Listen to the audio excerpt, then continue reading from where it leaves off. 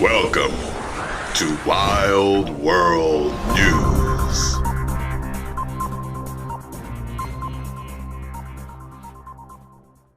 Well, Magnus, the time has come. Getting all these messages begging for it. Y'all know what's coming. Y'all know it's coming. Where'd you go? The debate! When I get a chance, motherfuckers. All right. Let's check this out, shall we? Had to edit some stuff. Beginning and the end, because I noticed that there was way more material than there should have been. That rhymed. Don't hate the play, I hate the game. Bars! So I'm only going to react to the debate portion, not the extra stuff. Ready? Good evening from Belmont University in Nashville, Tennessee. I'm Kristen Welker of NBC News, and I welcome you to the final 2020 presidential debate between President Donald J. Trump and former Vice President Joe Biden. This should be Tonight's good. debate is sponsored by the Commission on Presidential Debates. She said it is former conducted Vice under health President. and safety protocols designed by the Commission's health security advisor. And the other ones that kept the calling him audience Vice here in the President hall in that has one. promised to remain silent. No cheers, boos, or other interruptions, except right now, as we welcome to the stage former Vice President Joe Biden Right and now. President Donald J. Trump. Right now. Oh, I thought he was going to come out wearing the mask. And wear it. He took it off.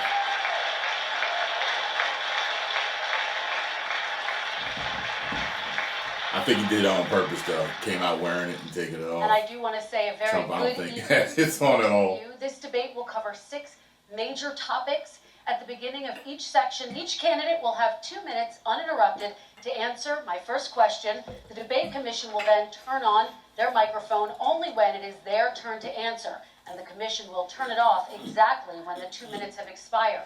After that, both microphones will remain on, but on behalf of the voters, I'm going to ask you to please speak one at a time. The goal is for you to hear each other and for the American people to hear every word of what you both have to say. And so with that, if you're ready, let's start. And we will begin with the fight against the coronavirus. President Trump, the first question is for you. The country is heading into a dangerous new phase. More than 40,000 Americans are in the hospital tonight with COVID, including record numbers here in Tennessee. And since the two of you last shared a stage, 16,000 Americans have died from COVID. So please be specific. How would you lead the country during this next stage of the coronavirus crisis? 2 minutes, uninterrupted. So, as you know, 2.2 million people modeled out were expected to die. We closed up the greatest economy in the world in order to fight this horrible disease that came from China. It's a worldwide pandemic. It's all over the world. You see the spikes in Europe and many other places right now. If you notice, the mortality rate is down 85%. The excess mortality rate is way down and much lower than almost any other country. And we're fighting it, and we're fighting it hard. There is a spike. There was a spike in Florida, and it's now gone. There was a very big spike in Texas. It's now gone. There was a very big spike in Arizona. It's now gone. And there are some spikes and surges in other places. They will soon be gone. We have a vaccine that's coming. It's ready. It's going to be announced within weeks, and it's going to be delivered. We have Operation Warp Speed, which is the military is going to distribute the vaccine. I can tell you from personal experience that I was in the hospital. I had it, and I got better. And I will tell you that I had something that they gave me, a therapeutic, I guess they would call it. Some people could say it was a cure. But I was in for a short period of time, and I got better very fast, or I wouldn't be here tonight. And now they say I'm immune. Whether it's 4 months or a lifetime, nobody's been able to say that, but I'm immune. More and more people are getting better. We have a problem that's a worldwide problem. This is a worldwide problem. But I've been congratulated by the heads of many countries on what we've been able to do. If you take a look at what we've done in terms of goggles and masks and gowns and everything else, and in particular ventilators. We're now making ventilators all over the world, thousands and thousands a month, distributing them all over the world. It will go away, and as I say, we're rounding the turn, we're rounding the corner. It's going away. Okay, former Vice President Biden, to you, how would you lead the country out of this crisis? You have 2 minutes uninterrupted. Here's the deal. 220,000 Americans dead. You hear nothing else I say tonight. Hear this. Anyone who's responsible for not taking control, in fact, not saying I take no responsibility initially, anyone who's responsible for that many deaths should not remain as President of the United States of America. We're in a situation where there are 1,000 deaths a day now. Took a shot right away, didn't he? And there are over 70,000 new cases per day. Compared to what's going on in Europe, as the New England Medical Journal said, they're starting from a very low rate. We're starting from a very high rate. The expectation is we'll have another 200,000 Americans dead between now and the end of the year. If we just wore these masks, the President's own advisors have told him, we could save 100,000 lives. And we're in a circumstance where the President thus far still has no plan, no comprehensive plan. What I would do is make sure we have everyone encouraged to wear a mask all the time. I would make sure we move in the direction of rapid testing, investing in rapid testing. I would make sure that we set up national standards. Came out in attack mode, didn't he? Schools and open up businesses so they can be safe and give them the wherewithal, the financial resources to be able to do that.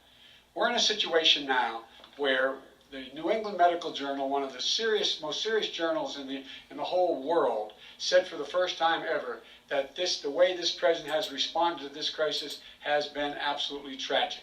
And so, folks, I will take care of this. I will end this. I will make sure we have a plan.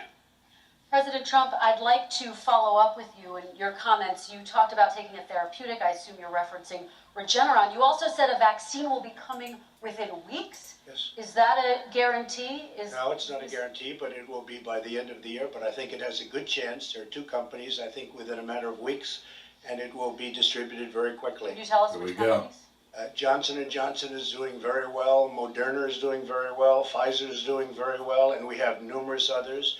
Then we also have others that we're working on very closely with other countries, in particular Europe. Let me follow up with you, because this is new information. You have said a vaccine is coming soon, within weeks now. Your own officials say it could take well into 2021 at the earliest for enough Americans to get vaccinated. And even then, they say the country will be wearing masks and distancing into 2022. Is your timeline realistic? No, I think my timeline is going to be more accurate. I don't know that they're counting on the military the way I do, but we have our generals lined up, one in particular, that's the head of logistics. And this is a very easy distribution for him. He's ready to go as soon as we have the vaccine. And we expect to have 100 million vials. As soon as we have the vaccine, he's ready to go. Vice President Biden, your reaction, and just 40% of Americans say they would definitely agree to take a coronavirus vaccine if it was approved by the government. What steps would you take to give Americans confidence in a vaccine if it were approved? Make sure it's totally transparent.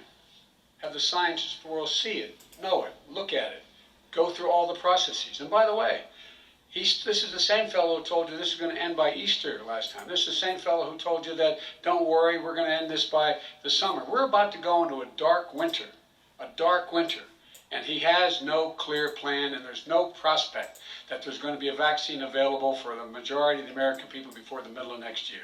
President Trump, your reaction, he says you have no I don't think plan. we're going to have a dark winter at all. We're opening up our country. We've learned and studied and understand the disease, which we didn't at the beginning. When What's I a dark closed and winter? banned I don't know China what that is. from coming in heavily infected, and then ultimately Europe. But China was in January. Months later, he was saying I was xenophobic. I did it too soon. Now he's saying, oh, I should have, moved quicker. But he didn't move quicker. He was months behind me, many months behind me. And frankly, he ran the H1N1 swine flu, and it was a total disaster, far less lethal, but it was a total disaster. Had that had this kind of numbers, 700,000 people would be dead right now, but it was a far less lethal disease. Look, his own person who ran that for him, who, as you know, was his chief of staff, said It was catastrophic. It was horrible. We didn't know what we were doing. Now he comes up and he tells us how to do this. Also, everything that he said about the way every single move that he said we should make, that's what we've done. We've done all of it. But he was way behind us. Vice President Biden, your response. My response is he is xenophobic, but not because he shut down access from China. And he did it late after 40 countries had already done that. In addition to that, what he did, he made sure that we had 44 people that were in there in China trying to get to Wuhan to determine what exactly the source was. What did the president say in January? He said, no, he said, he's being transparent. The president of China is being transparent. We owe him a debt of gratitude. We have to thank him. And then what happened was we started talking about using the Defense Act to make sure we go out and get whatever is needed out there to protect people. And again, I go back to this. He had nothing, he did virtually nothing. And then he gets out of the hospital and he talks about, don't worry, it's all going to be over soon. Come on. There's not another serious scientist in the world who thinks it's going to be over soon. President Trump, your reaction? I say over soon. I say we're learning to live with it. We have no choice. We can't lock ourselves up in a basement like Joe does. He has the ability to lock himself up. I don't know. He's obviously made a lot of money someplace, but he has this thing about living in a basement. People can't do that. By the way, I, as the president, couldn't do that. I'd love to put myself in the basement or in a beautiful room in the White House and go away for a year and a half until it disappears. I can't do that. And Kirsten, every meeting I had, and I'd meet a lot of families, including Gold Star families and military families, every meeting I had, and I had to meet them. I had to. It would be horrible to have canceled everything. I said, this is dangerous. And you catch it. And, I caught it. I learned a lot. Great doctors, great hospitals. And now I recovered. 99.9 of young people recover. 99% of people recover. We have to recover. We can't close up our nation. We have to open our school, and we can't close up our nation, or you're not going to have a nation. And of course, the CDC has said young people can get sick with COVID-19 and can pass it. Vice President Biden, I want to talk broadly about strategy, though. You have 30 seconds, please, and then I have a question. No, number one, he says that we're learning to live with it. People are learning to die with it. You folks home will have an empty chair at the kitchen table this morning. That man or wife going to bed tonight and reaching over to try to touch out of habit where their wife or husband was, is gone. Learning to live with it. Come on. We're dying with it. Because he's never said, you said it's dangerous. When's the last time? Is it really dangerous still? Are we dangerous? You tell the people it's dangerous now? What should they do about the danger? And you say, I take no responsibility. Let me talk about your two. Excuse me, I take full responsibility. It's not my fault that he came here. It's China's fault. And you know what? It's not Joe's fault that he came here either. It's China's fault. They kept it from going into the rest of China for the most part, but they didn't keep it from coming out to the world, including Europe and ourselves. Vice President Biden. The fact is that when we knew it was coming, when it hit, what happened? I'm waiting for here's the deal. He said, don't worry, it's going to go away. Be gone by Easter. Don't worry. Warm weather. Don't worry. Maybe inject bleach. He said he was kidding when he said that. A lot of people thought it was serious. A whole range of things the president has said. Even today, he thinks we are in control. We're about to lose 200,000 more people. President Trump. Look, perhaps just to finish this, I was kidding on that, but just to finish this, when I closed, he said I shouldn't have closed. In this. And that went on for months. Nancy Pelosi said the same thing. She was dancing on the streets in Chinatown in San Francisco. But when I closed, he said, this is a terrible thing, you're xenophobic. I think he called me racist even. And because I was closing it to China. Now he says I should have closed it earlier. Joe, it doesn't work. I didn't say either of those things. You certainly did. You certainly did.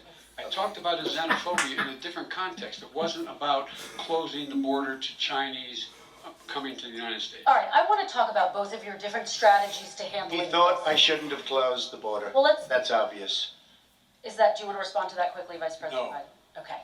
Let's talk about your different strategies toward dealing with this. Mr. Vice President, you suggested you would support new shutdowns. Like they're on and Jeopardy, don't it? recommended it. What do you say to Americans who are fearful that the cost of shutdowns, the impact on the economy, the higher rates of hunger, depression, domestic and substance abuse outweighs the risk of exposure to the virus? What I would say is I'm going to shut down the virus, not the country. It's his ineptitude that caused the country to have to shut down in large part. Why businesses have gone under, why schools are closed, why so many people have lost their living, and why they're concerned. Those other concerns are real. That's why he should have been, instead of in a sand trap at his golf course, he should have been negotiating with Nancy Pelosi and the rest of the Democrats and Republicans about what to do about the acts they were passing for billions of dollars to make sure people had the capacity. But you haven't ruled out more shutdowns. Well, no, I'm not shutting down the name, but there are, look, you need standards. The standard is if you have a reproduction rate in a community that's above a certain level, everybody says, slow up, more social distancing, do not open bars and do not open gymnasiums, do not open until you get this under control, under more control. But when you do open, give the people the capacity to be able to open and have the capacity to do it safely. For example, schools. Schools, they need a lot of money to open. They need to deal with ventilation systems. They need to deal with smaller classes, more teachers, more pods. And he's refused to support that money, or at least up to now. Let's talk about schools. President Trump, I think we have to respond, if I might. please, and then I have a follow-up. Thank you, and I appreciate that. Look, all he does is talk about shutdowns, but forget about him. His Democrat governors, Cuomo in New York, you look at what's going on in California, you look at Pennsylvania, North Carolina, Democrats all, they're shut down so tight and they're dying. They're dying. And he supports all these people. All he talks about is shutdowns. No, we're not going to shut down, and we have to open our schools. And it's like, as an example, I have a young son. He also tested positive. By the time I spoke to the doctor the second time, he was fine. It just went away.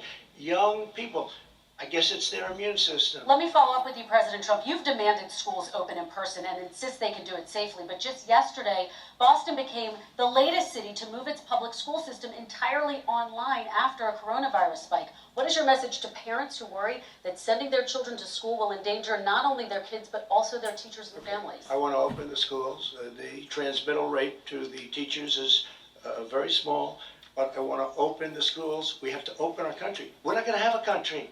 You can't do this. We can't keep this country closed. This is a massive country with a massive economy. People are losing their jobs. They're committing suicide. There's depression, alcohol, drugs at a level that nobody's ever seen before. There's abuse, tremendous abuse. We have to open our country. You know, I've said it often. The cure cannot be worse than the problem itself. And that's what's happening. And he wants to close down. He'll close down the country if one person in our massive bureaucracy says we should close it down. Vice President Biden, your response. Simply not true. We ought to be able to walk and chew gum at the same time. We ought to be able to safely open, but when they need resources to open. You need to be able to, for example, if you're going to open a business, have social distancing within the business. You need to have, if you have a restaurant, you Joe's need to have doing better plexiglass dividers so people cannot with infect one another. how You he's need to be in speaking a and position everything. where I you wonder can what they take did. testing rapidly and know whether a person is in fact infected. You need to be able to trace. You need to be able to provide all the resources that are needed to do this. And that is not inconsistent with saying that what we're going to make sure that we open safely. And by the way, all you teachers out there, not that many of you are going to die, so don't worry about it. So don't worry about it. Come on. President Trump, let me Come follow on, up man. quickly. By the way, I will say this. If you go and look at what's happened to New York, it's a ghost town. It's a ghost town. And when you talk about plexiglass, these are restaurants that are dying. These are businesses with no money. Putting up plexiglass is unbelievably expensive, and it's not the answer. I mean, you're going to sit there in a cubicle wrapped around with plastic.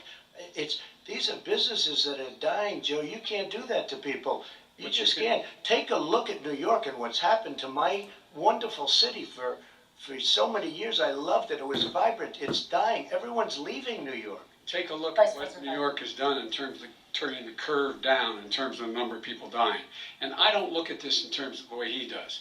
Blue states and red states. They're all the United States. And look at the states that are having such a spike in the coronavirus.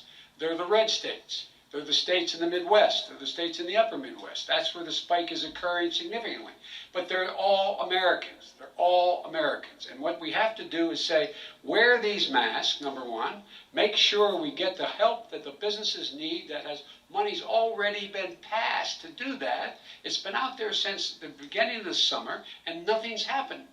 President, New York has lost more than 40,000 people, 11,000 people in nursing homes. President Trump, what when about... you say spike, take a look at what's happening in Pennsylvania, where they've had it closed. Take a look at what's happening with your friend in Michigan, where her husband's the only one allowed to do anything. It's been like a prison.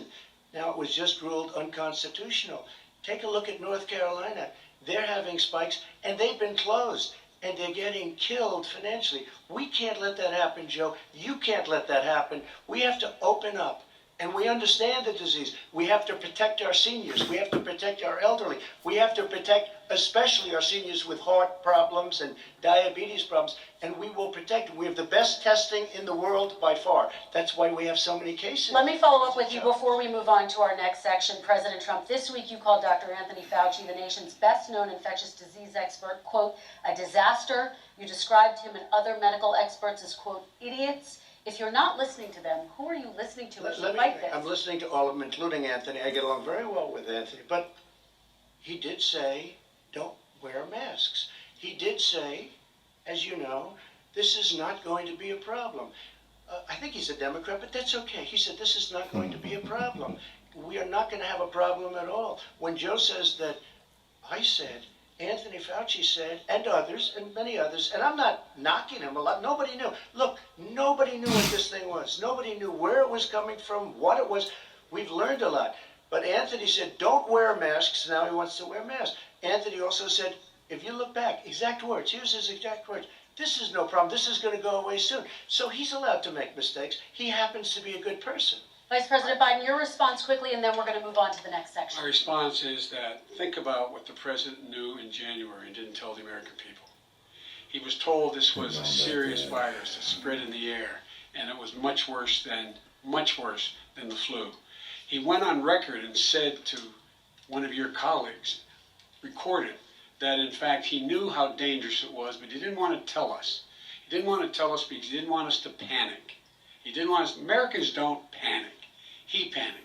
But guess what? In the meantime, we found out in the New York Times the other day that, in fact, his folks went to Wall Street and said this is a really dangerous thing. And a memo out of that meeting, not from his administration, but from some of the brokers, said sell short because we got to get moving.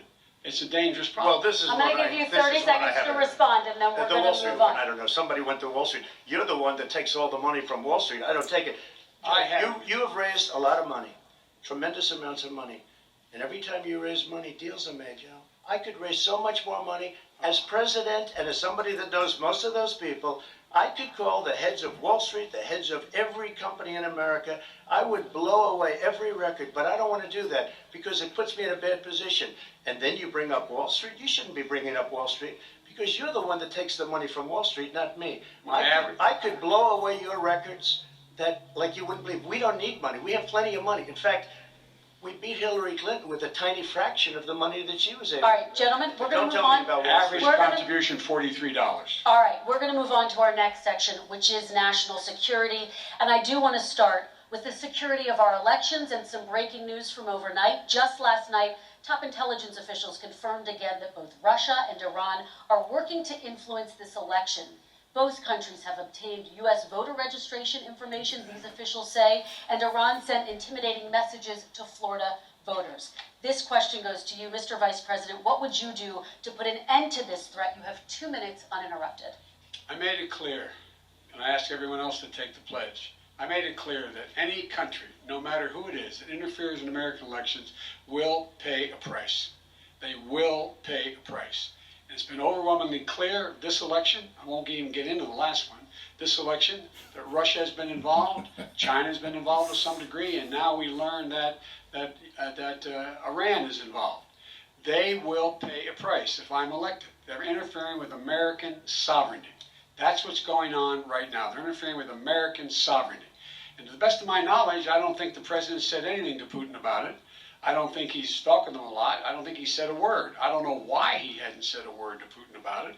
And I don't know what he has recently said, if anything, to the Iranians. My guess is he'd probably be more outspoken with regard to the Iranians. But the point is this, folks.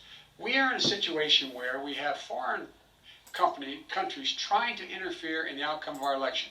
His own national security advisor told him that what is happening with his buddy, I will. His buddy, Rudy Giuliani, he's being used as a Russian pawn. He's being fed information that is Russian, that is not true. And then what happens? Nothing happens. And then you find out that everything that's going on here about Russia is wanting to make sure that I do not get elected the next president of the United States because they know I know them and they know me. I don't understand why this president is unwilling to take on Putin when he's actually paying bounties to kill American soldiers in Afghanistan, when he's engaged in activities that are trying to destabilize all of NATO. I don't know why he doesn't do it, but it's worth asking the question. Why isn't that being done? Any country that interferes with us will, in fact, pay a price because they're affecting our sovereignty. President Trump, same question to you. Let me ask the question. You're going to have 2 minutes to respond. For 2 elections in a row now, there has been substantial interference from foreign adversaries. What would you do in your next term to put an end to this? 2 minutes uninterrupted. Well, let me respond to the first part as Joe answered. Joe got $3.5 million from Russia, and it came through Putin because he was very friendly with the former mayor of Moscow, and it was the mayor of Moscow's wife, and you got $3.5 million. Your family got $3.5 million, and someday you're going to have to explain why did you get 3.5. I never got any money from Russia. I don't get money from Russia.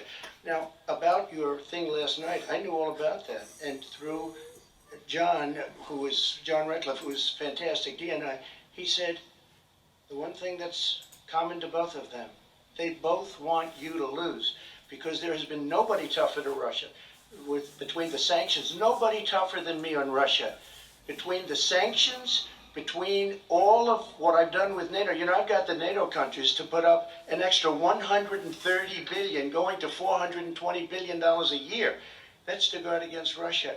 I sold, while he was selling pillows and sheets, I sold tank busters to Ukraine. There has been nobody tougher on Russia than Donald Trump.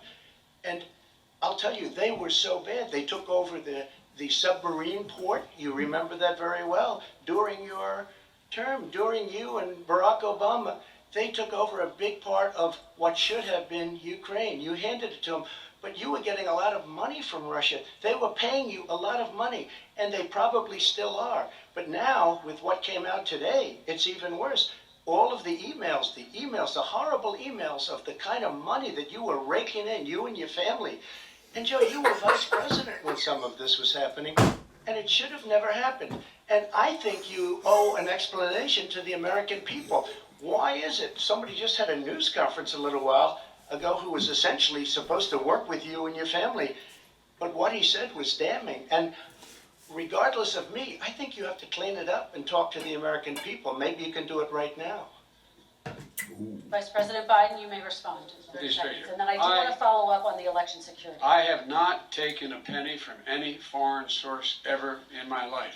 We learned that this president paid 50 times the tax in China, has a secret bank account with China, does business in China, and in fact is talking about me taking money. I have not taken a single penny from any country whatsoever, ever. Number one.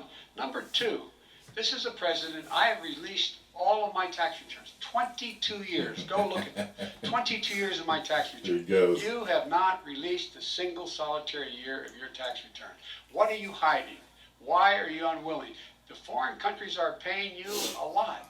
Russia's paying you a lot. China's paying you a lot. And your hotels and all your businesses all around the country, all around the world. And China's building a new road to a new a golf course you have overseas. So what's going on here? Why don't release your tax return or stop talking about corruption? President Trump, your response. First of all, I called my accountants under audit. I'm going to release them as soon as we can. I want to do it, and it'll show how successful, how great this company is. But much more importantly than that, people were saying $750. I asked them a week ago, I said, what did I pay? They said, sir, you prepaid tens of millions of dollars. I prepaid my tax. Tens over the last number of years. Tens of millions of dollars I prepaid because at some point they think it's an estimate. They think I may have to pay tax. So I already prepaid it. Nobody told me that. Did your accountant Nobody tell told you you when that. you could release Excuse them? me. And it wasn't written whenever they write this. They keep talking about $750, which I think is a filing fee. But let me just tell you, I prepaid millions and millions of dollars in taxes. Number one. Number two, I don't make money from China. You do. I don't make money from Ukraine. You do. I don't make money from Russia. You made $3.5 million, Joe, and your son gave you. They even have a statement that we have to give 10% to the big man. You're the big man, I think. I don't know, maybe not, but you're the big man, I think. Your son said we have to give 10% to the big man. Joe, what's that all about? It's terrible. All right, gentlemen, I want to ask you both some questions about all of this. responded. But I'm going to let you Yeah. both respond very quickly. You said to your accountant about potentially releasing your taxes. Did he tell you when you can release them? Do you As have soon a as the audit deadline is for when you're going to release them I to the get American treated people? worse than the Tea Party got treated. Because you I have a know lot that. of people in there, deep down in the IRS, they treat me horribly. We made a deal, it was all settled until I decide to run for president. I get treated very badly by the IRS, very unfairly. But we had a deal all done. As soon as we're completed with the deal, I want to release it. But I have paid millions and millions of dollars, and it's worse than paying. I paid in advance. It's called prepaying your taxes. I paid in advance. I want to ask you Yep. both about questions regarding your potential foreign entanglements and questions that have been raised to give you both a chance to talk about this more broadly. Respond very quickly, and then I'll get to my question. Why did he's been saying this for 4 years? Show us. Just show us. Stop playing around. You've been saying for 4 years you're going to release your taxes. Nobody knows, Mr. President. What they do know is you're not paying your taxes, or you're paying taxes that are so low. When last time he said what he paid, he said, I only pay that little because I'm smart. I know how to game the system. Come on. Come on, folks. So, President Trump, and then I want to get to two questions to both of you. I was put through a phony witch hunt for 3 years. It started before I even got elected. They spied on my campaign. No president should ever have to go through what I went through. Let me just say this. Mueller and 18 angry Democrats and FBI agents all over the place spent $48 million. They went through everything I had, including my tax returns, and they found absolutely no collusion and nothing wrong. 48 million. I guarantee you, if I spent 1 million on you, Joe, I could find plenty wrong. Because the kind of things that you've done and the kind of things that your family has taken. I mean, your brother made money in Iraq, millions of dollars. Your other brother made a fortune, and it's Good all job. through you, Joe. And they say you get some of it, and you do live very well. You have houses all over the place. You live very well. All right, gentlemen, let me just ask some questions about all of this broadly. It's funny because they have to kind of be quiet and let the other person talk. China and for a Ukrainian energy company when you were vice president. In retrospect, was anything about those relationships inappropriate or unethical? Nothing was unethical. Here's what the deal. There With you regard go. to Ukraine, we had this whole question about whether or not, because he was on the board, I later learned of Burisma, a company, that somehow I had done something wrong. Yet every single solitary person, when he was going through his impeachment, testifying under oath who worked for him, said I did my job impeccably. I carried out U.S. policy. Not one single solitary thing was out of line. Not a single thing, number one.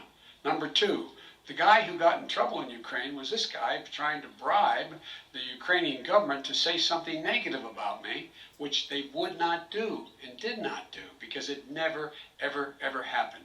My son has not made money in terms of this thing about, what are you talking about, China. I have not had it. The only guy that made money from China is this guy. He's the only one. Nobody else has made money from China. Never President did Trump, deal with let me that. By the ask way, my question to you. But and could I then just we'll- one thing? Very quickly. His son didn't have a job for a long time, was sadly no longer in the military service. I won't get into that. And he didn't have a job. As soon as he became vice president, Burisma, not the best reputation in the world. I hear they paid him $183,000 a month. Listen to this. 183, and they gave him a $3 million upfront payment. All right. And he had no energy. I'm going to let the Vice President That's respond to that quickly, 100% and then I need to get to a dishonest. question to you. Very No quickly, basis for Mr. that. Everybody investigated that. No one said anything he did was wrong in Ukraine. Okay, President Trump, this is for you. Since you took office, you've never divested from your business. You've personally promoted your properties abroad.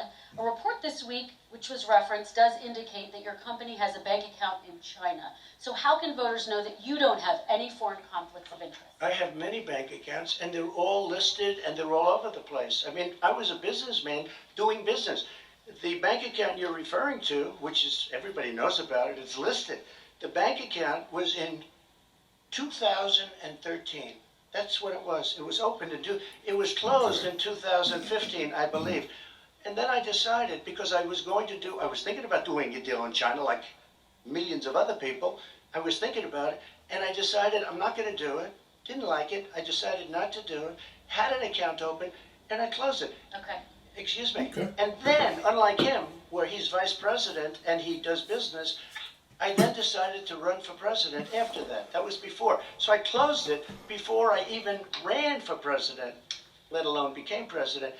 Big Okay. difference. He is the vice president of the United States, Okay, I got and you. his son, his brother, and his other brother are getting rich. They're like a vacuum cleaner. They're sucking Okay, up money every President Trump, place he thank you. goes. We do Not need to true. move on. I do want to ask you, Vice President Biden, about China. Let's talk about China more broadly. China. There have, of course, President Trump has said that they should pay for not being fully transparent in regards to the coronavirus. If you were president, would you make China pay? And please be specific, what would that look like? What I'd make China do is play by the international rules, not like he has done. He has caused the deficit of China to go up, not down, with China, up, not down. We are making sure that in order to do business in China, you have to give all your intellectual property, you have to have a partner in China. It's 51%. We would not do that at all, number one. Number two, we're in a situation where China would have to play by the rules internationally as well. When I met with Xi, when I was still vice president, he said we're setting up air identification zones in the South China Sea. You can't fly through them. I said we're going to fly through them. We just flew B-52, B-1 bombers through it. We're not going to pay attention. They have to play by the rules. And what's he do? He embraces guys like the thugs like in North Korea and the Chinese president and Putin and others, and he pokes his finger in the eye of all of our friends, all of our allies. We make up we're 25% of the world's economy. We need to be having the rest of our friends with us saying to China, these are the rules. You play by them or you're going to pay the price for not paying by them economically. That's the way I will run it, and that's what we did in upholding steel tariffs and a range of other things when we were president and vice president.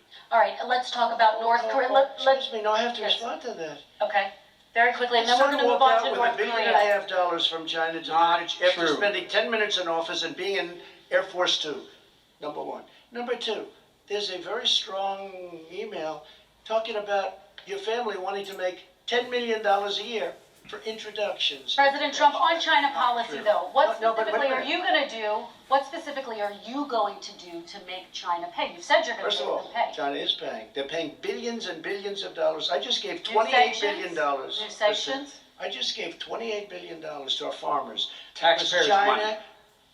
It's what? Taxpayers' money.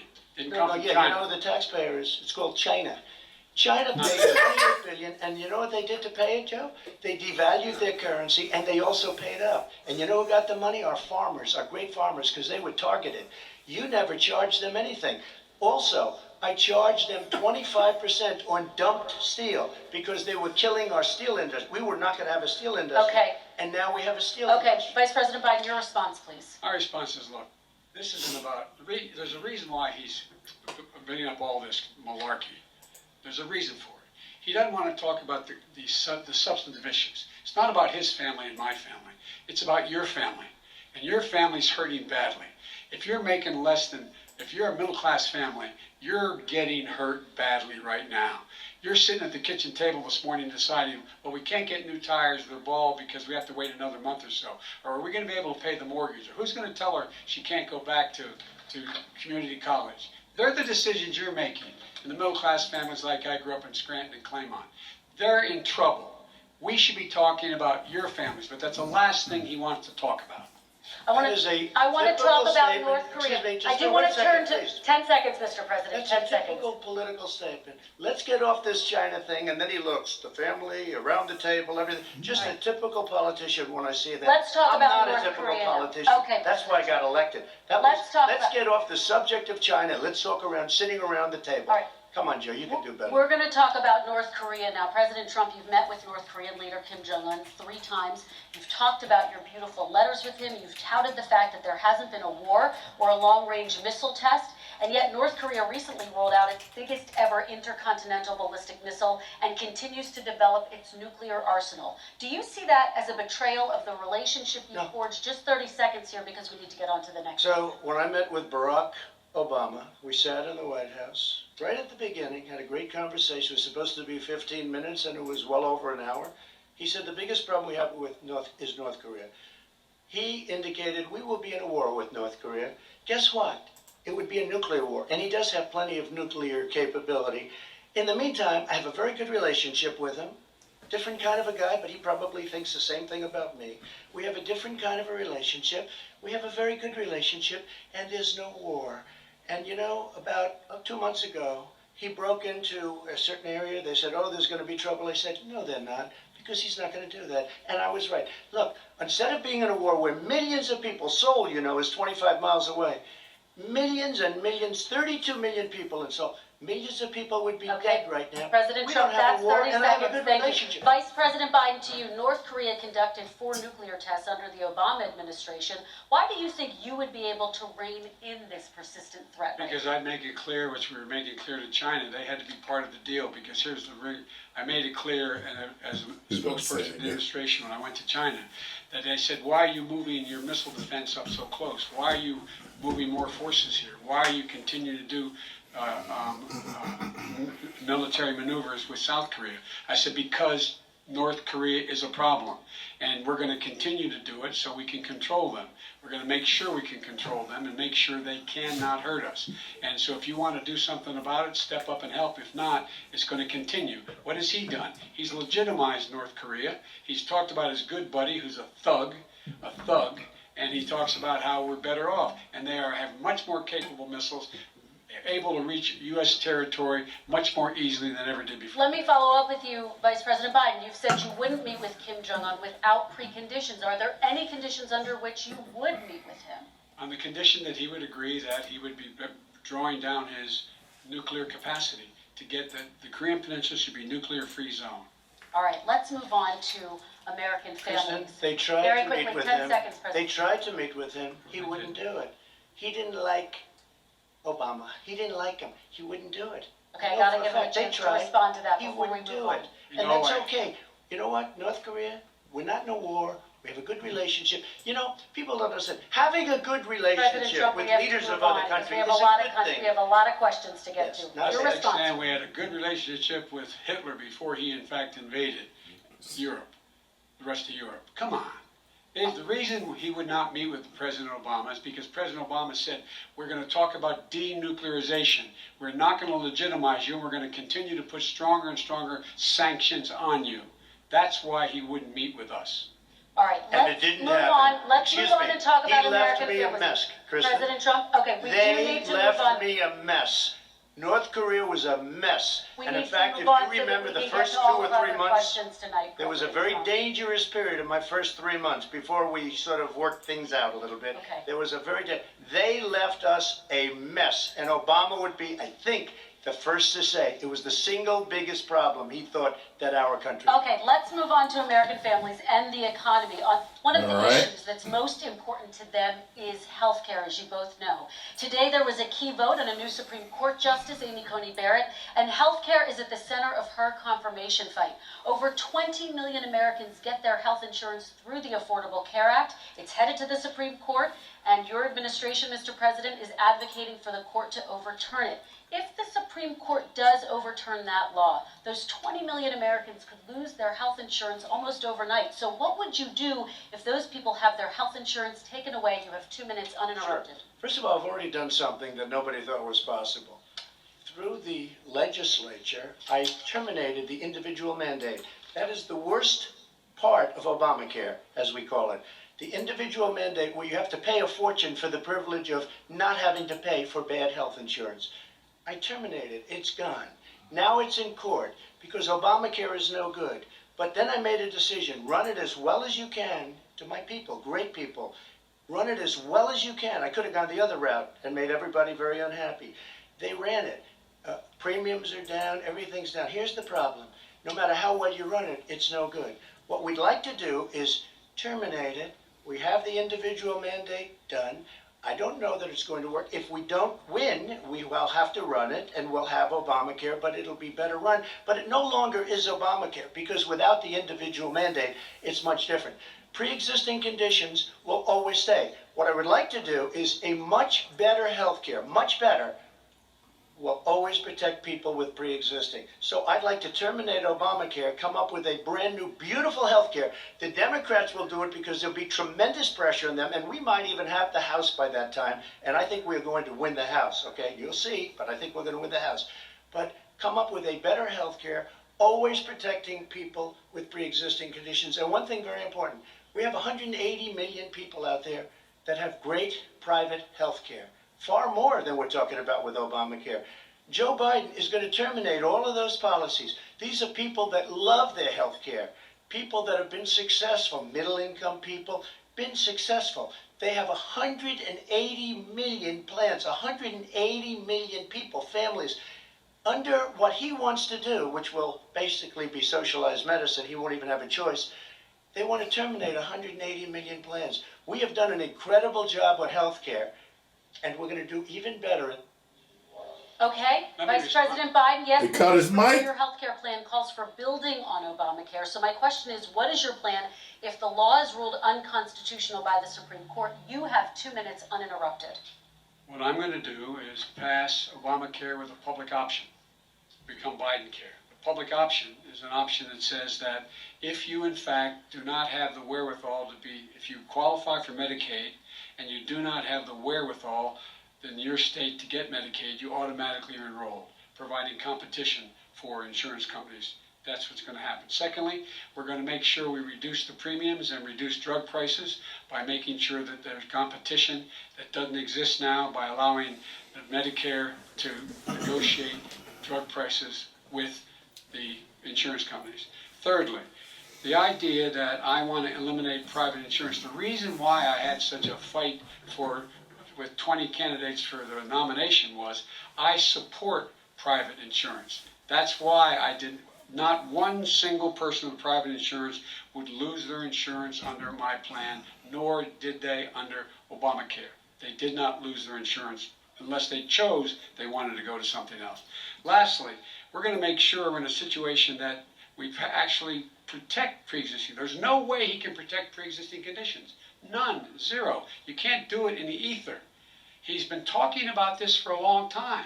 He's never come up with a plan. I guess we're going to get the pre-existing condition plan the same time we get the infrastructure plan that we've been waiting since 17, 18, 19, and 20. The fact, I still have a few more minutes. I know you're getting anxious.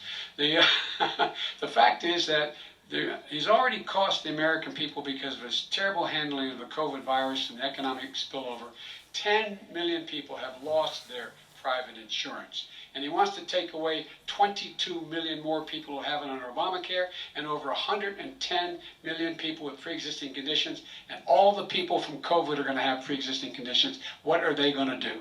I have a follow-up for you, Vice President Biden. It relates to something that President Trump said. He's accusing you of wanting socialized medicine. What do you say to people who have concerns that your health care plan, which includes a government insurance option, takes the country one step closer to a health care system run entirely by the government? I say it's ridiculous. It's like saying that, the idea that the fact that there's a public option that people can choose, that makes it a socialist plan. Look, the difference between the president, I think healthcare is not a privilege, it's a right. Everyone should have the right to have affordable healthcare. Okay. And I am very proud of my plan. It's gotten endorsed by all the major labor unions, as well as a whole range of other people who in fact are concerned in the medical field. This is something that's going to save people's lives, and this is going to give some people an an opportunity to have health care for their children. How many of you home are worried and rolling around in bed tonight wondering what in God's name you're going to do if you get sick? Because you've lost your home insurance, your health insurance, your company's gone under. We have to provide health insurance for people at an affordable rate, and that's what I do. President Excuse Trump, me, he was your there response. for 47 years. He didn't do it. He was now there as vice president for 8 years, and it's not like it was 25 years ago. It was 3 3/4. It was just a little while ago, right? Less than 4 years ago. He didn't do anything. He didn't do it. He wants socialized medicine, and it's not that he wants it. His vice president, I mean, she is more liberal than Bernie Sanders and wants it even more. Bernie Sanders wants it. The Democrats want it. You're going to have socialized medicine, just like you want it with fracking. We're not going to have fracking. We're going to stop fracking. We're going to stop fracking. Then he goes to Pennsylvania after he gets a nomination, where he got very lucky to get it. And he goes to Pennsylvania and he says, oh, we're going to have fracking. And you never ask that question. And by the way, so far, I respect very much the way you're handling this, I have to say. By the way, but somebody should ask the question. You can ask He goes for a year. There will be We no have fracking. we do have a number of topics. No, we're no, gonna but get that's a to. big- We that's a have- big question. We're gonna get to. We're gonna get to. It's It's the another same topic. thing with socialized I have to medicine. respond. Vice President, your response, please. My response is people deserve to have affordable health care, period. Period, period, period. And the Biden that's care true. proposal will in fact provide for that affordable health care, lower premiums. What we're going to do is going to cost some money. It's going to cost over $750 billion over 10 years to do it. And they're going to have lower premiums. You can buy into the better plans, the cheaper plans, lower your premiums, deal with unexpected billing, and have your drug prices drop significantly. He keeps talking about it. He hasn't done a thing for anybody on health care. Not a thing. Interesting, when Very he quickly, says, then I wanna talk when about he what's says happening on public Capitol option, Hill. he's talking about socialized medicine and healthcare. When he talks about a public option, he's talking about destroying your Medicare, totally Wrong. destroying your Social Security, and this whole country will come down. You know, Bernie Sanders tried it in Bernie. his state. He tried it in his state. His governor was a very liberal governor. They want to make it work. Okay, It let's was let Vice President impossible Biden to work. respond. It doesn't Vice work. President He's Biden, a very your response. confused guy. He thinks he's running against somebody else. He's running against Joe Biden. I beat all those other people because I disagreed with them. Joe Biden he's running against. And the idea that we're in a situation that they're going to destroy Medicare, this is the guy that the actuary at Medicare said, if in fact, at Social Security, if in fact he continues to withhold his plan to withhold the tax on Social Security, Quick question, Social y'all. Security will be bankrupt by 2023 with no way to make up for it. This is the guy who's tried to cut Medicare. So no, I mean, the idea that Donald Trump is lecturing me on Social Security and Medicare? Come on. He tried to get 10 rid of, seconds, he Mr. tried to President, hurt and then I Social have to go to Security another years ago. Go back and look at the records. He tried to hurt Social Security years ago. All right, One thing, let's move but on. this I'm is gonna the move guy on. that when they announced Mr. President, I have to last move week- on to the next one. Look, the idea that the stock market is booming is his only measure of what's happening. Where I come from in Scranton and Claymont, the people don't live off of the stock Why market. where did all those memes Just come in the from? last three Where they years had during this Obama crisis, always trying to hold Joe billionaires in this back. country made, according to You know what I mean? Like Joe was like trying to fight 700 billion people and more stuff. Where did that dollars. come from? 700 billion more dollars, because that's his only measure. What happens to the ordinary people out there? What happens to them? Let's talk about what's happening on Capitol Hill. We're going Kristen, to move on, gentlemen. 401ks are through the roof. We're gonna People's move on. stock are through the roof. All And right. he doesn't come from Scranton. That's like he lived there for a short period We're gonna- of time before okay, he even knew we're it. gonna move on and to he the next left. question. And the people of Pennsylvania Let me will move show on you to my that. next question, They gentlemen. understand. As of tonight, more than 12 million people are out of work, and as of tonight, 8 million more Americans have fallen into poverty, and more families are going hungry every day. Those hit hardest are women and people of color. They see Washington fighting over a relief bill. Mr. President, why haven't you been able to get them the help they need? 30 seconds here. Because Nancy Pelosi doesn't want to approve it. I do. But you're the president. I do, but I still have to get. Unfortunately, that's one of the reasons I think we're going to take over the House, because of her.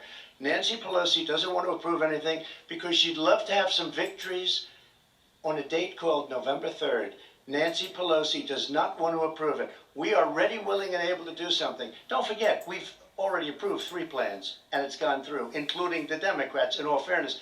This one she doesn't want. It's near the election because she thinks it helps her politically. I think it hurts her politically. All right, Mr. Vice President, You look. know, the Republican leader in the United States Senate said he can't pass it. He will not be able to pass it.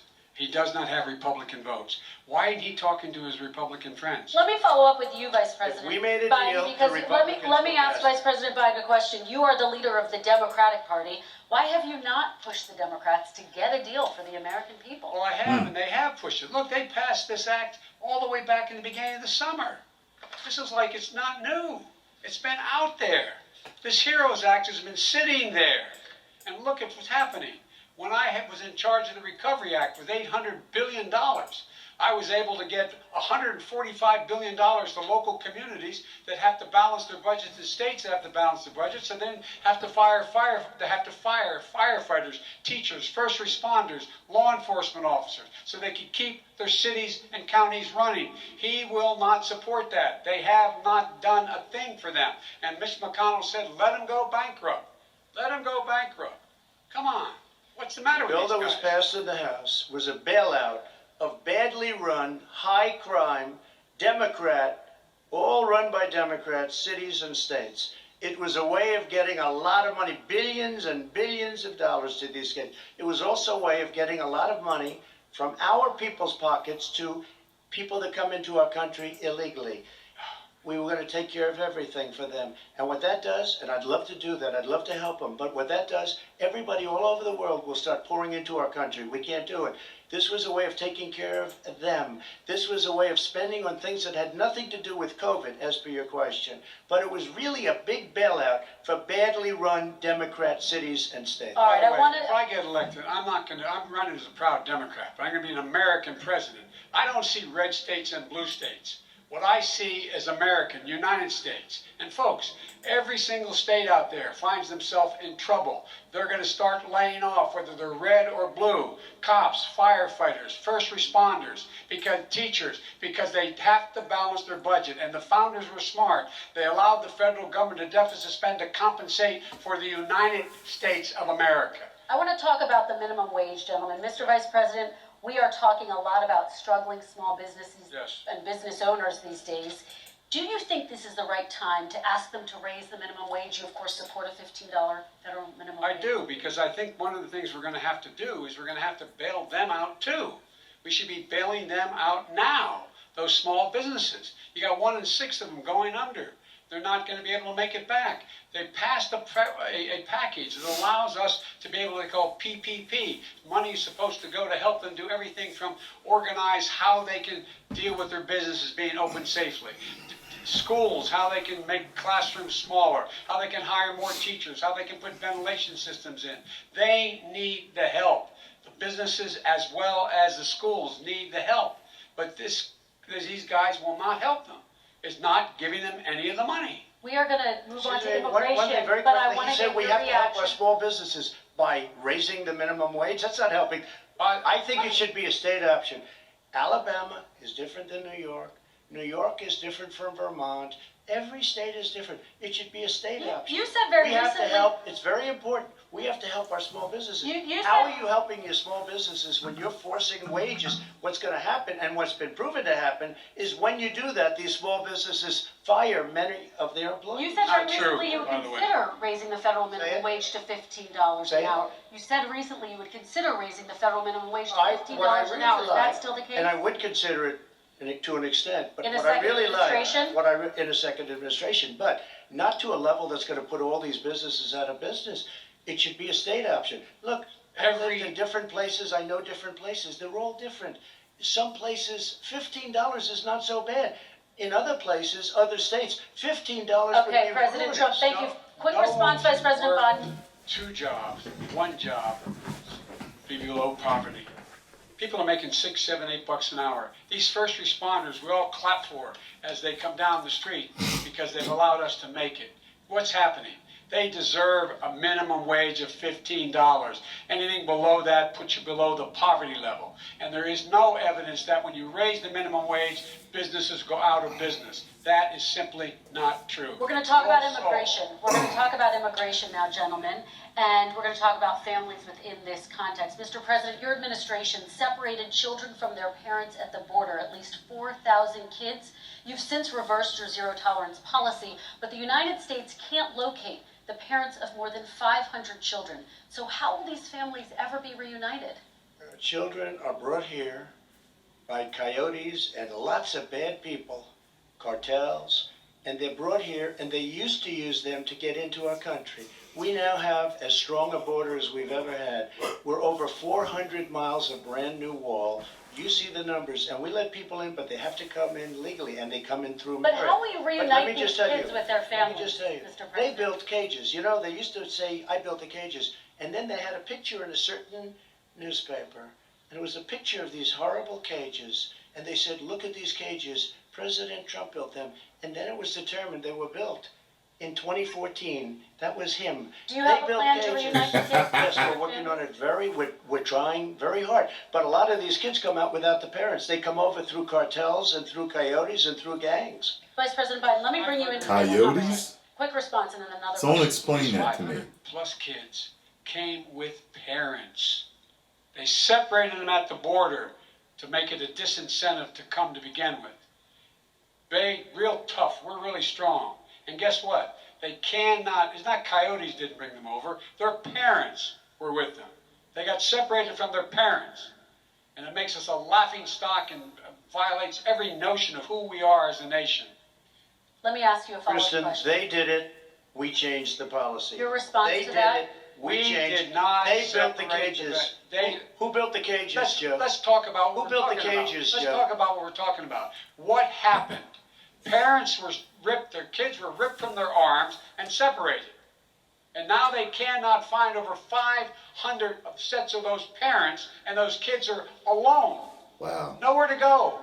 Nowhere to go. It's criminal. It's criminal. Let me ask Kristen, you I will about say this. immigration. They 10 went down. We seconds and then brought I need to reporters, ask. everything. They are so well taken care of. They're in facilities that were so clean. But some that of have them gotten haven't been such good- reunited But with just their ask families. one question. Who built the cages? I'd love you to ask them that. Who built the cages? Let me ask about your immigration policy, Mr. Vice President. The Obama Sounds like they administration both had did fallen fail on to that deliver one. immigration reform, which had been a key promise during the administration. It also presided over record deportations as well as family detentions at the border before changing course. So why should voters trust you with an immigration overhaul now? Because they made a mistake. It took too long to get it right. It took too long to get it right. I'll be president of the United States, not vice president of the United States. And the fact is, I've made it very clear. Within 100 days, I'm going to send to the United States Congress a pathway to citizenship for over 11 million undocumented people. And all of those so-called dreamers, those DACA kids, they're going to be immediately certified again to be able to stay in this country and put on a path to citizenship.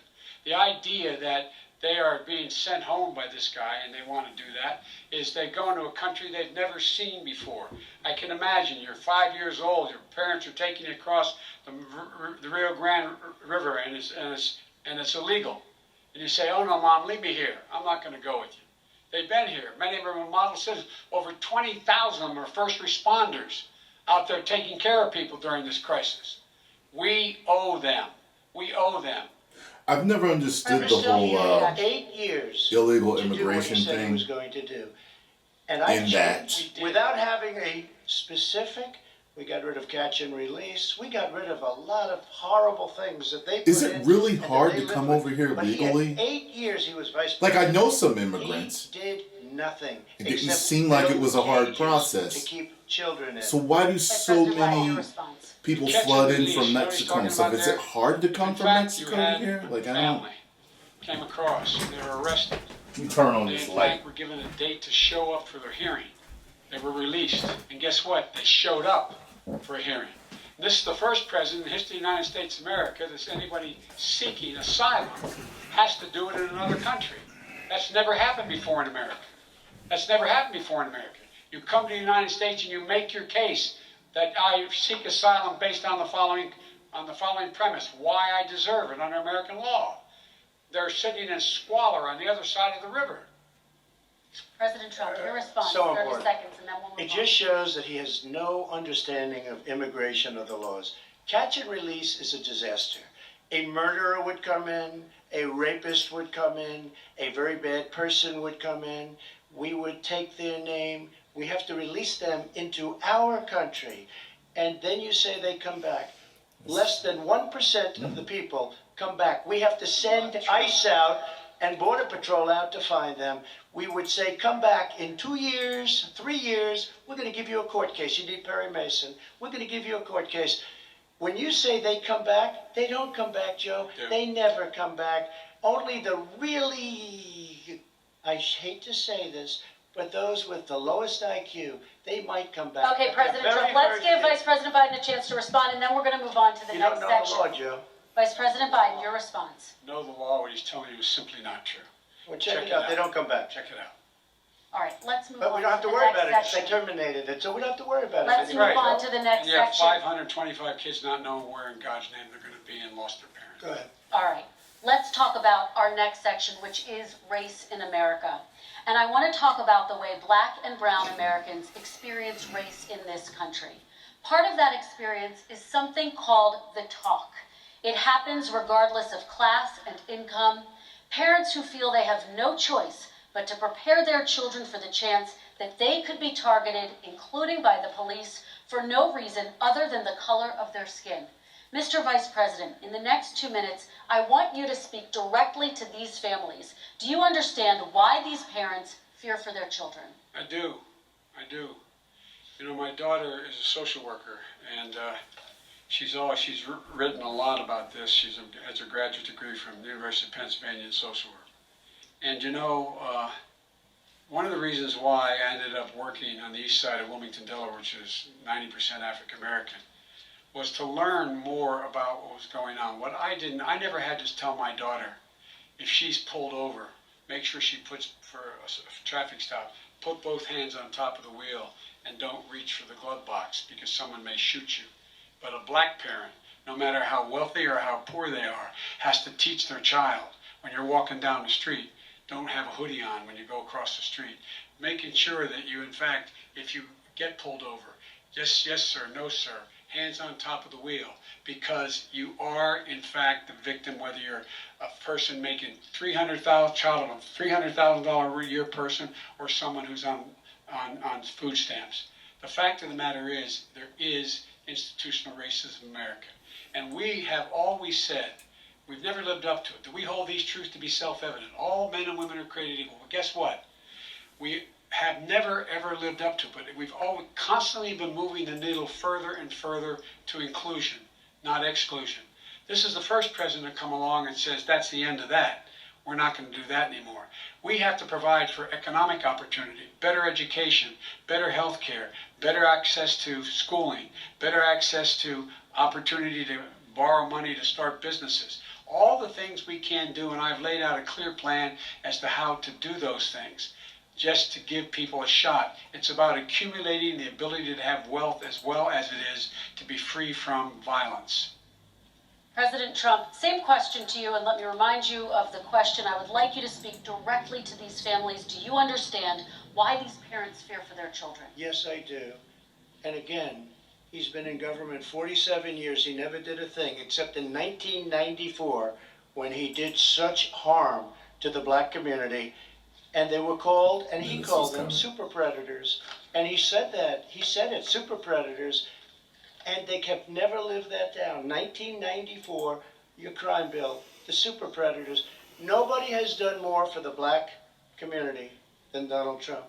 And if you look, with the exception of Abraham Lincoln, possible exception, but the exception of Abraham Lincoln, nobody has done what I've done.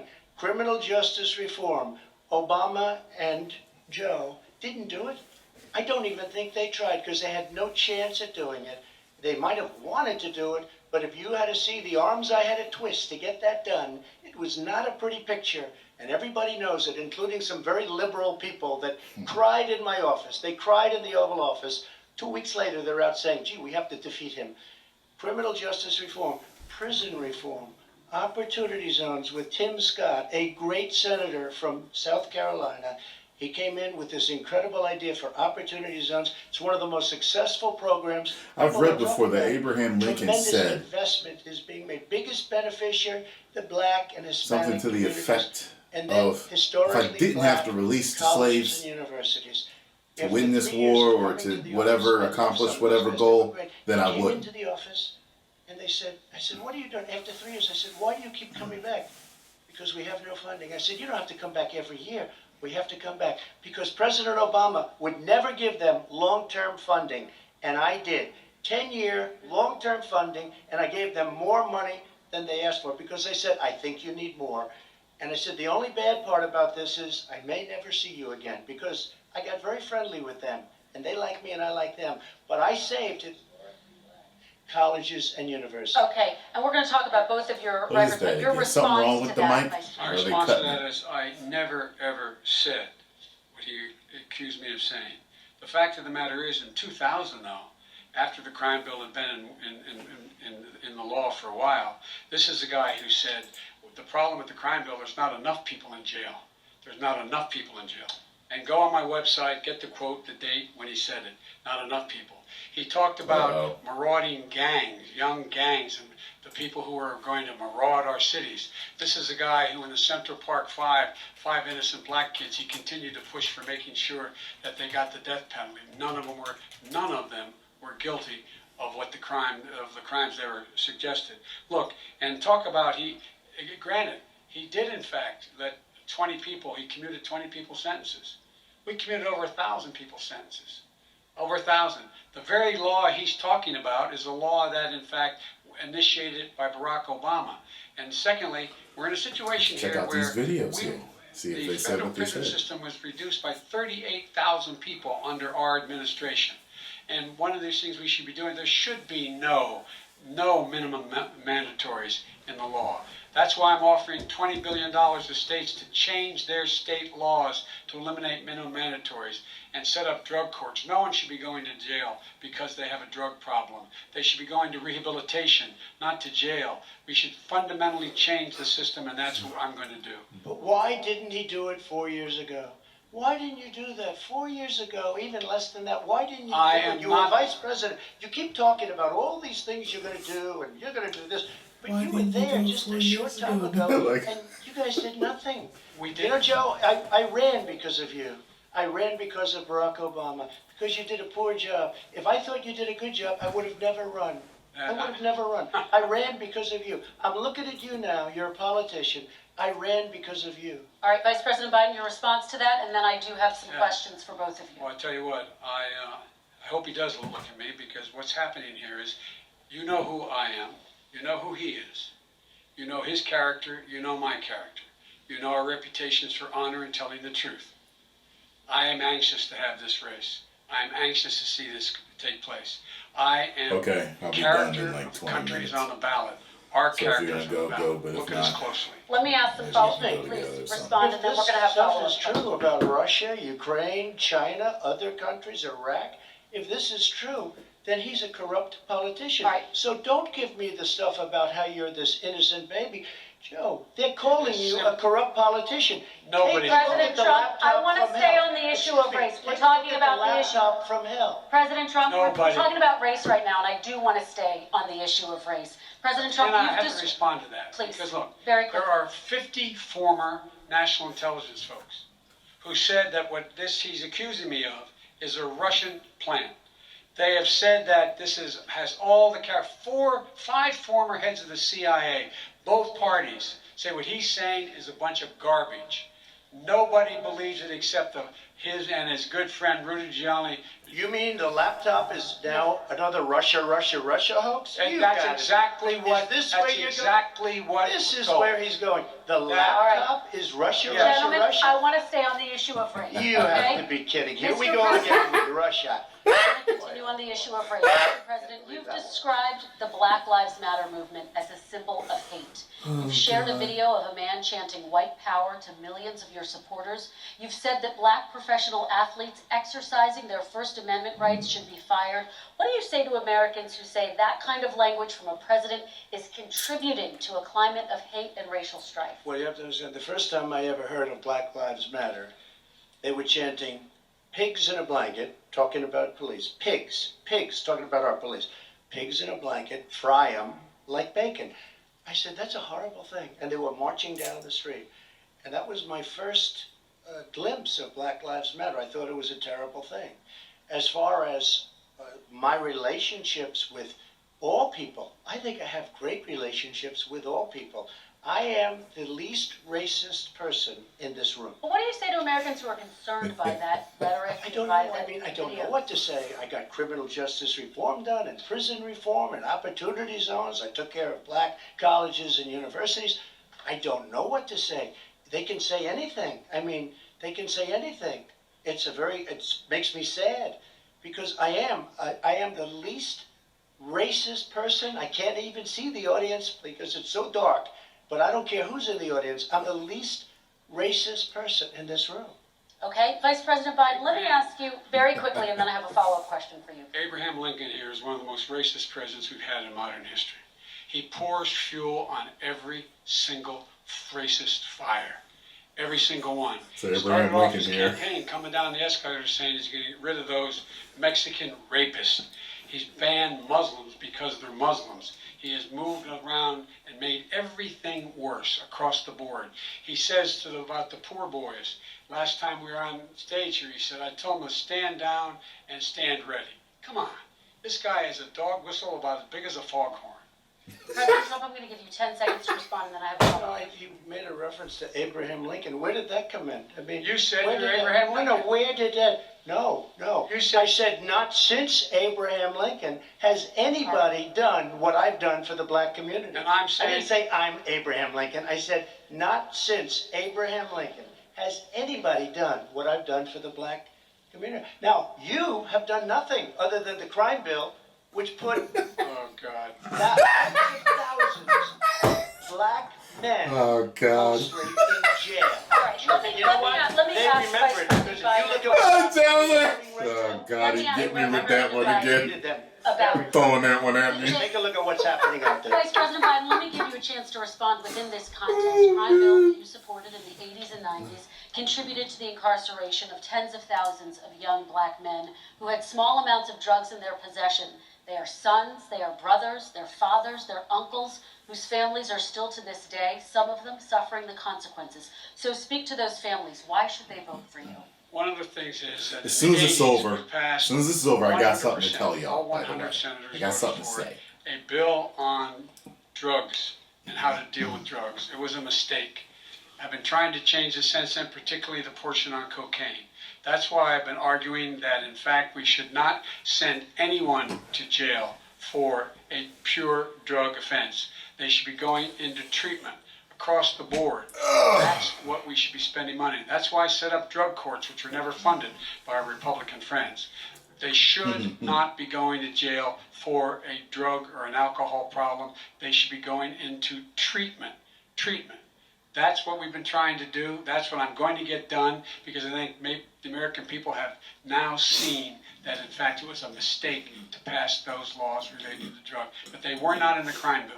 But why didn't he get it done? See, it's all talk, no action with these politicians. Why didn't he get it done? That's what I'm going to do when I become president. You were vice president along with Obama as your president, your leader, for 8 years. Why didn't you get it done? You had 8 years to get it done. Now you're saying you're going to get it done because you're all talk and no action, Jim. We got a Your lot of it response. done. We released Get 38,000. anything We got done. 38,000 prisoners left from the. You got out of nothing done. 38,000 prisoners were released from federal prison. There were over 1,000 people who were given clemency.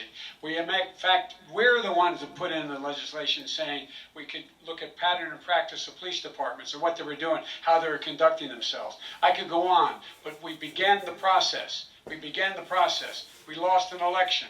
That's why I'm running to win back that election and change his terrible policy. I Quick just response, asked, and then we're I gonna just move asked on one to climate question. change. Why didn't you do it in the 8 years, a short time ago? Why didn't you do it? You just said, I'm going to do that, I'm going to do this. You put tens Because- of thousands of mostly black young men in prison. Love how Now you're saying frank you're going to Trump is. undo that. This is so Why didn't you frank. get it done? You had 8 years with I'm Obama. gonna do this. I'm gonna do You know that. what, Joe? Like he talks like normal All right, people Vice President do Biden, then we're going to move on to the next when one. they're having a discussion. Congress. What you say? That's the answer. Well, Okay. you got to talk them into it, Joe. All right. Sometimes you got to talk them into it. We're going to move on to our next That's section. good. Like I did which with is criminal climate Say something justice about reform. Congress. I had Okay. to talk Democrats into it. Gentlemen, You did what we we're running out of already done. time, so we got to get on to Okay. climate change, please. You both have very different visions on climate change. President Trump, you say that environmental regulations have hurt jobs in the energy sector. Vice President Biden, you have said you see addressing climate change as an opportunity to create new jobs. For each of you, how would you both combat climate change and support job growth at the same time? Starting with you, President Trump, you have 2 minutes uninterrupted. So we have the Trillion Trees program. We have so many different programs. I do love the environment, but what I want is the cleanest, crystal clear water, the cleanest air. We have the best, lowest number in carbon emissions, which is a big standard that I notice Obama goes with all the time. Not Joe. I haven't heard Joe use the term because I'm not sure he knows what it represents or means, but I have heard it. And we have the best carbon emission numbers that we've had in 35 years under this administration. We are working so well with industry, but here's what we can't do. Look at China, how filthy it is. Look at Russia. Look at India. It's filthy. The air is filthy. The Paris Accord, I took us out because we were going to have to spend trillions of dollars, and we were treated very unfairly. When they put us in there, they did us a great disservice. They were going to take away our businesses. I will not sacrifice tens of millions of jobs, thousands and thousands of companies because of the Paris Accord. It was so unfair. China doesn't kick in until 2030. Russia goes back to a low standard, and we kicked in right away. It would have destroyed our businesses. So, you ready? We have done an incredible job environmentally. We have the cleanest air, the cleanest water, and the best carbon emission standards that we've seen in many, many years. Vice President And we Biden. haven't destroyed our industries. Vice President Biden, 2 minutes to you, uninterrupted. Climate change, climate warming, global warming is an existential threat to humanity. We have a moral obligation to deal with it. And we're told by all the leading scientists in the world we don't have much time. We're going to pass the point of no return within the next 8 to 10 years. 4 more years of this man eliminating all the regulations that were put in by us to clean up the climate, to limit limit emissions, will put us in a position where we're going to be in real trouble. Here's where we have a great opportunity. I was able to get both all the environmental organizations as well as labor, the people worried about jobs, to support my climate plan. Because what it does, it will create millions of new good-paying jobs. We're going to invest in, for example, 50,000 charging stations on our highways so that we can own the electric car market in the future. In the meantime, China is doing that. We're going to be in a position where we're going to see to it that we're going to take 4 million existing buildings and 2 million existing homes and retrofit them so they don't leak as much energy, saving hundreds of millions of barrels of oil in the process and creating significant number of jobs. And by the way, the whole idea of what this is all going to do, it's going to create millions of jobs, and it's going to clean the environment. Our health and our jobs are at stake. That's what's happening. And what right now, by the way, Wall Street firms indicated that my plan will in fact create 18.6 million jobs, 7 million more than his. This is from Wall Street. And I'll create $1 trillion more in economic growth than his proposal does. Not on climate, just on the economy. President Trump, you're They came out and said very strongly, $6,500 will be taken away from families under his plan. That his plan is an economic disaster. If you look at what he wants to do, if you look at his plan, Nope, his nothing to do with environmental climate. plan, you know who developed it? AOC +3. They know nothing about the climate. I mean, she's got a good line of stuff, but she knows nothing about the climate. and they're all hopping through hoops for AOC plus 3. AOC plus 3? I don't know. Their real plan cost $100 trillion. If we had the best year in the history of our country for 100 years, we would not even come close to a number like that. Wow. When he says buildings, they want to take buildings down because they want to make bigger windows into smaller windows. As far as they're concerned, if you had no window, it would be a lovely thing. This is the craziest plan that anybody has ever seen. And this wasn't done by smart people. This wasn't done by anybody. Frankly, I don't even know how it could be good politically. They want to spend $100 trillion. That's their real number. He's trying to say it was 6. It's $100 trillion. They want to knock down buildings and build new buildings with little, tiny, small windows. I mean, and many other things. Okay. And many other things. Let me have the Vice President It respond, is and we're running out of crazy. time, and we have a lot more You'll questions to destroy get our to. country. So let's hear A from lot the more Vice President. questions. I have a number. How you have a lot more Where it comes questions? from. I don't know where he comes up with these numbers. Wait. $100 trillion. Give me a break. This plan was endorsed by every major environmental group and every labor group. Labor, because they know the future lies. The future lies in us being able to breathe, and they know there are good jobs in getting us there. And by the way, the fastest growing industry in America is solar energy and wind. He thinks wind causes cancer, windmills. It's the fastest growing jobs, and they pay good prevailing wages, 45, 50 bucks an hour. We can grow and we can be cleaner if we go the route I'm proposing. President Trump, Excuse me. please We are respond, and then I have some We are follow-up. energy independent for the first time. We don't need all of these countries that we had to fight war over because we needed their energy. We are energy independent. I know more about wind than you do. It's extremely expensive, kills all the birds, it's very intermittent, it's got a lot of problems, and they happen to make the windmills in both Germany and China. And the fumes coming up, if you're a believer in carbon emission, the fumes coming up to make these massive windmills is more than anything that we're talking about with natural gas, which is very clean. One other thing. Find me a Solar. scientist said that. I love solar, but solar doesn't quite have it yet. It's not powerful yet to really run our big, beautiful factories that we need to compete with the world. So False. it's all a pipe dream. But you know what we'll do? We're going to have the greatest economy in the world. But if you want to kill the economy, get rid of your oil industry.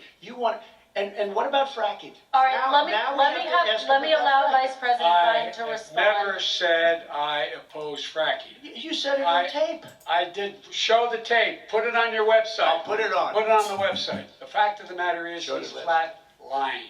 Would you But- rule out banning fracking? I do rule out banning fracking because the answer, we need other industries to transition to get to ultimately a complete zero emissions by 2025. What I will do with fracking over time is make sure that we can capture the emissions from the fracking, capture the emissions from gas. We can do that, and we can do that by investing money and doing it. But it's a transition to that. I have one more question in this pot, and then Excuse me, we he have. was against fracking, he said it, I will show that to you tomorrow. I Good. am against fracking. Until he got the nomination, went to Pennsylvania, then he said, but you know what, Pennsylvania, he'll be against it very soon because his party is totally against it. Fracking on federal land, I said. No fracking You and said- or oil on you said- federal Let land. me ask this I final did. question in this section, and then I want to move on to our final section. So now President you Trump, acted. people of color are much more likely to live near oil refineries and chemical plants. In Texas, there are families who worry the plants near them are making them sick. Your administration has rolled back regulations on these kinds of facilities. Why should these families give you another 4 years in office? The families that we're talking about are employed heavily and they're making a lot of money, more money than they've ever made. If you look at the kind of numbers that we produce for Hispanic, for Black, for Asian, it's 9 times greater the percentage gain than it was in 3 years, than it was under 8 years of the 2 of them, to put it nicely. 9 times more. Now, 2 of them. somebody lives, I have not heard the numbers or the statistics that you're saying, but they're making a tremendous amount of money. economically. We saved it. And I saved it again a number of months ago when oil was crashing because of the pandemic. Okay. We saved it. We got, say what you want about relationship, we got Saudi Arabia, Mexico, and Russia to cut back, way back. We saved our oil industry, and now it's very vibrant again. All right. And everybody has very inexpensive gasoline. Remember Vice that. President Biden, your response, and then we're going to have a final question for both of you. My response is that those people Yeah, that I live what think they there's call a fence lot of lines, you questions don't about understand this. They live near chemical plants that in fact pollute, chemical plants and oil plants and refineries that pollute. I used to live near that when I was growing up in Claymont, Delaware. And the more oil refineries in Marcus Hook and the Delaware River than there is any place, including in Houston at the time. When my mom get in the car when there was first frost to drive me to school, turning the windshield up, there'd be oil slick in the window. That's why so many people in my state were dying and getting cancer. The fact is those frontline communities, it doesn't matter what you're paying them, it matters how you keep them safe. What do? And you impose restrictions on the pollutions, the pollutants coming out of those fence line communities. Okay, I have one final Would he question. close down the oil industry? It falls. Would you close It down the falls- oil By the way, I industry? would transition from the oil industry, yes. I Oh, would that's a big transition. statement. It is a big statement, That's a big because statement. I would stop, Why would you do that? because the oil industry pollutes significantly. I see. Here's the deal, but you That's a can't big do that. statement. Well, if you let me finish the Oh, I statement, see. because it has to be replaced by renewable energy over time. And I'd stop giving to the oil industry, I'd stop giving them federal subsidies. You won't give federal subsidies to the gas, to solar and wind. Yeah. Why are we giving it to oil industry? We actually do All give it right. to solar and wind. We And have that's one maybe the final biggest question. statement in terms of business. That's the biggest statement. Okay. Because We have basically one what he's final saying question, is he is Mr. going to President. destroy the oil industry. Will you remember that, Texas? Will you Okay. remember that, Pennsylvania? Vice President Biden, 10 seconds to respond, and then I have to get to the final question. God! It takes everything out of context, but the point of it is we have to move toward a net zero emissions. He looks so tired of him right now! 5 is in energy production by 2050. Takes everything All in right, context. one Is he gonna final get question China to to go. do it? No, we're finished. We Is he going have to to get move on China to to our do it? final question. We have to I'm move going on to to our rejoin final Paris question. Accord and make China abide by what they agreed to. All right, That'll this cost you is $1 about trillion. leadership, gentlemen. And this first question does go to you, President Trump. Oh my Imagine God. this is your inauguration day. What will you say in your address to Americans who did not vote for you? You'll each have 1 minute, starting with you, Mr. We have to make a country totally successful as it was prior to the plague coming in from China. Now we're rebuilding it and we're doing record numbers, 11.4 million jobs in a short period of time, etc. But I will tell you, go back. Before the plague came in, just before, I was getting calls from people that were not normally people that would call me. They wanted to get together. We had the best black unemployment numbers in the history of our country. Hispanic, women, Asian, people with diplomas, with no diplomas, MIT graduates, #1 in the class. Everybody had the best numbers. And you know what? The other side wanted to get together. They wanted to unify. Success is going to bring us together. We are on the road to success. But I'm cutting taxes, and he wants to raise everybody's taxes, and he wants to put new regulations on everything. He will kill it. If he gets in, you will have a depression, the likes of which you've never seen. Your 401ks will go to hell, and it'll be a very, very sad day for this country. All right. Vice President Biden, same question to you. What will you say during your inaugural address to Americans who did not vote for you? I will say, I'm an American president. I represent all of you, whether you voted for me or against me. And I'm going to make sure that you're represented.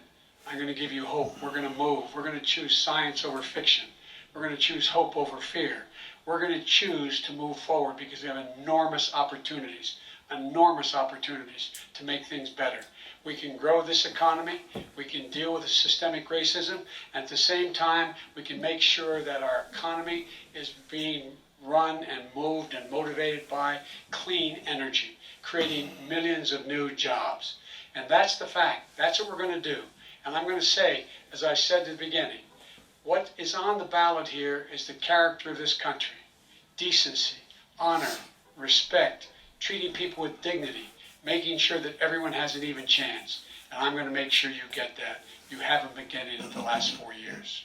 All right. I want to thank you both for a very Alrighty. robust hour and a half, a fantastic debate. Really appreciate it. President Trump, former Vice President Joe Biden, thank you to Belmont University for hosting us tonight. And most importantly, thank you to those watching tonight. Election Day is November 3rd.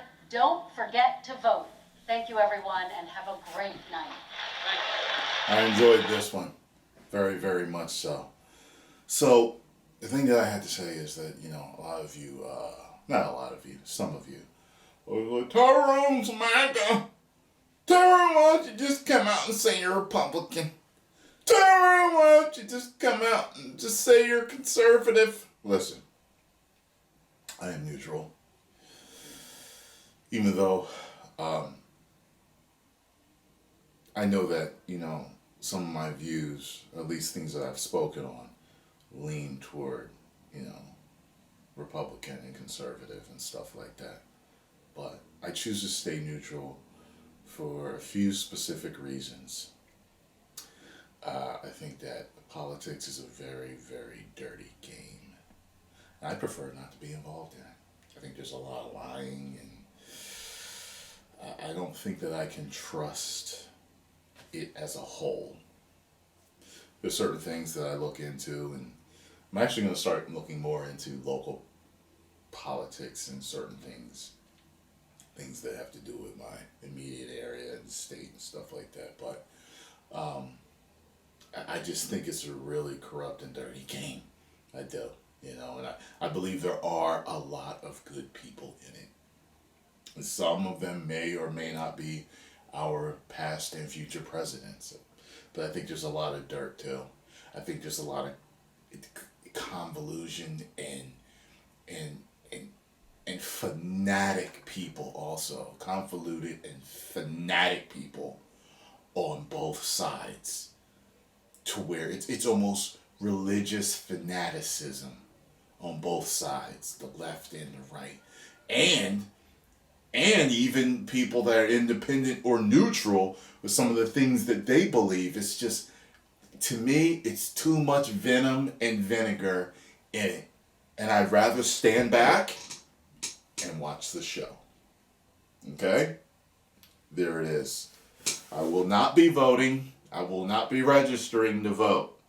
That's the way it is. And most likely, that's the way it will continue to be. All right? Into my immortality. Alright? 10 million subscribers.